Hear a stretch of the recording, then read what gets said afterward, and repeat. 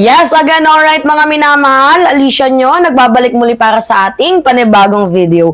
Alam nyo, grabe talaga kung gumawa ng intriga, no? Yung Net25. Hindi ko alam kung talagang reporting pa ba ang ginagawa nitong mga reporters na to, or dumadagdag, sumasawsaw, or mas lalo nilang ginagawang mas malaking issue ang mga bagay-bagay na hindi naman dapat. For example, ito. Si PBBM, willing siya na makipag-usap. Dito nga po kay Vice President Sara Duterte. Can you imagine ha?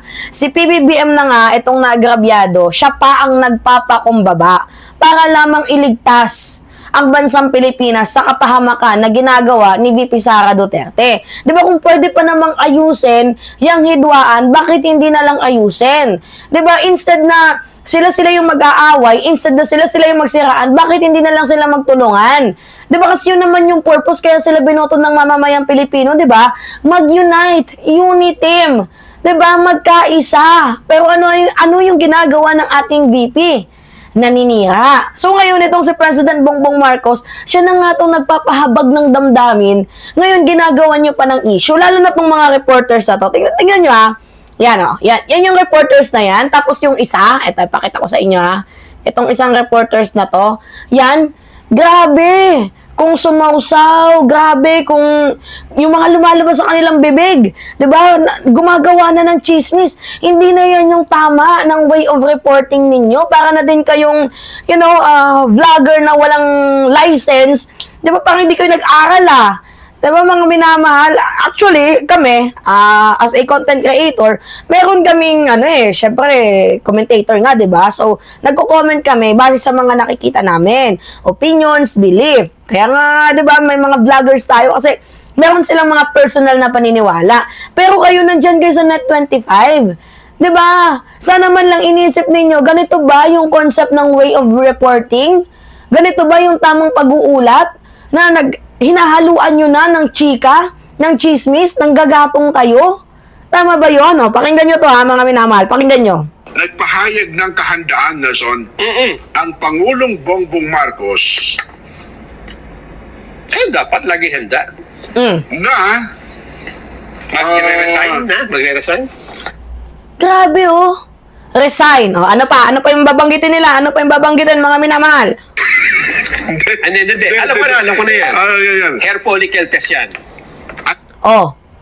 Nagpahayag ang presidente ng kahandaan sa, ito sabi ng isa, magre-resign na? Bakit una ang pumasok sa isip mo, resign? Ha? Bakit resignation yung unang pumasok sa isip mo? Kahit kayo mismo, pinagkakaisahan niyo yung presidente? Diyan sa, ninyo? Sa network ninyo? Hair follicle test. Bakit hair follicle test ang unang nasa isip ninyo? Nakakasiguro ba kayo na nagbabato itong ating presidente? Isa nga lang yung kanyang kidney? Ano pa? Hindi. Andito. Medyo to. Hindi ba? Hindi. Isip ako. Handa. Nakahanda na po ang Pangulong Bongbong Marcos. Handa. Para sa Handa. Medianoche. Ano handa? Ano ba yan? See? Ganyan ba yung tamang pagre-report? My God! Diba, mga minamahal? Nanggagatong na nga kayo, nang pipikon pa. Tama ba yung mga ganyang klaseng pag-uugali? Ay, nako. Doon tayo kumain sa kanila sa may handaan Pero nakakagulat yan, ha? Ay, nako, mabibigla ka. Parang dati ay hindi mo maiisip na sasabihin niya yan. Yes. Actually, sinabi na yan noon ni President Bongbong Marcos. Oo, yung ready na siyang makipag-reconciliate. 'Di ba? Sabi niya, anytime kung pwede siyang makipag-reconcile as long as totoo. 'Di ba? Si PBBM na yung nagsabi noon na kung pwedeng ayusin yung mga konting, 'di ba, mancha, 'di ba? Bakit hindi na lang ayusin? Kaso pinapalala nila kasi over the pride. Mga hindi na pagbigyan, 'di ba? May mga personal interest, 'di ba? Kaya nagkaganon. Continue. Nakahanda na po siyang makipag-usap. Kay Amy Marcos yan. Matagal na silang nag-uusap. Ay, ate. Oo. Hindi pa, Hindi Nelson. pa. Mali na yan. Kay BP Inday Sara Duterte. Parang oo nga, no? Para daw po sa kapakanan ng bansa. Ay, di, dapat talaga. Ayan, yan po ang opisyal na pahayag ni PCO Acting Secretary Dave Gomez. Ano yung eksaktong Si Dave Gomez yung nagsalita, hindi si PBBM, pero nire-represent din naman ni President Bongbong Marcos itong si Dave Gomez. Ang problema kasi, masyado nilang nilalagyan ng meaning na parang iniisip nila na itong si PBBM sumuko na.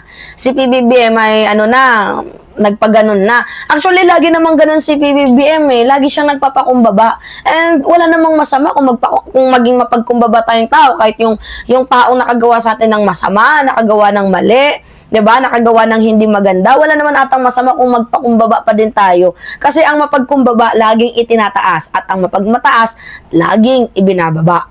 'Di ba? Okay, continue tayo. Sabi po ni Secretary Dave Gomez, Hindi siya sarado. bukas. Ayun. Ayan, teka lang Hindi siya sarado sa pakikipag-usap. Ang tinutukoy po sa Pangulong Bongbong, si PP Sara ay nananatiling Vice Presidente ng Republika ng Pilipinas at bukas ang Pangulo sa dialogo sa sinuman alang-alang sa pambansang interes. Yan ang sinasabi ko. Di ba maganda naman yung layunin maganda naman yung goal ni PBBM. So, ano yung ginagawa niyong issue? Ano yung mali doon? Di ba? Ano yung pinagmamalaki ninyo? Ano yung pinuputak ng mga butsi ninyo? Okay naman pala yung gustong mangyari ng ating presidente. Magkaroon ng kasunduan, magkaroon ng para sa ikabubuti ng ating bayan, kapakanan ng ating bayan ng kanyang iniisip, inuuna. Ano yung mali doon? Bakit parang ginagawa niyong intriga? Grabe naman. Kung ang pag-uusapan ay kapakanan ng bayan, minsan, kinakailangan mong lulukin ang iyong pride na son. Naman, no? Di ba?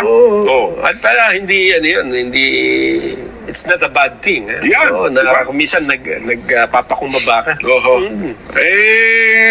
Tiniyak pa po ng Secretary Gomez sa publiko na nananatiling prioridad ng gobyerno ang investigasyon sa controversial na flood control projects at ilang By the way, yung Diskaya pinapahuli na ngayon. ulit niyang narinig mismo na sa Pangulo na nagsasabing bukas ito sa sinumang lalapit para po sa dialogo para sa kapakanan ng bansa.